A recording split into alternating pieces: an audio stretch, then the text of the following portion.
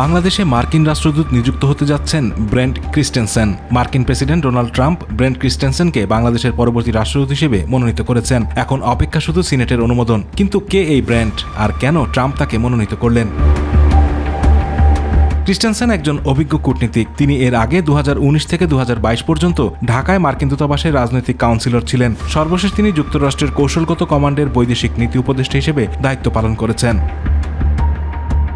Christensen 2022 থেকে 2025 সাল পর্যন্ত ইউএসএস স্ট্র্যাটকম কমান্ডারের বৈদেশিক নীতি উপদেষ্টা ছিলেন।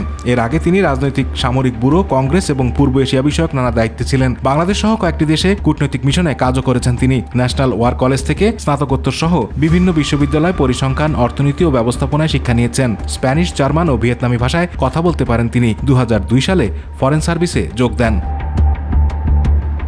তিনি ম্যানিলা, সান সালভাদর, রিয়াদ ও হোচিমিন সিটিতে মার্কিন কূটনীতিক মিশনে দায়িত্ব পালন করেছেন। ফরেন সার্ভিস ইম্পাসেস ডিসপিউটস প্যানেলেও সদস্য ছিলেন তিনি 2018 থেকে 2021 সাল পর্যন্ত। এর আগে তিনি রাজনৈতিক, সামরিক বিষয়ক ব্যুরোর উপপরিচালক, হাউস ফরেন অ্যাফেয়ার্স কমিটিতে পিয়ারসন ফেলো এবং উত্তর কোরিয়া নীতি বিষয়ক বিশেষ প্রতিনিধির সহকারী হিসেবে কাজ করেছেন। এছাড়া তিনি সাইবার সমন্বয়কারী এবং বাংলাদেশ ও পাকিস্তান বিষয়ক অফিসে বাংলাদেশের কান্ট্রি অফিসার ছিলেন। আতিকুর রহমান তিতাস, মাই টিভি।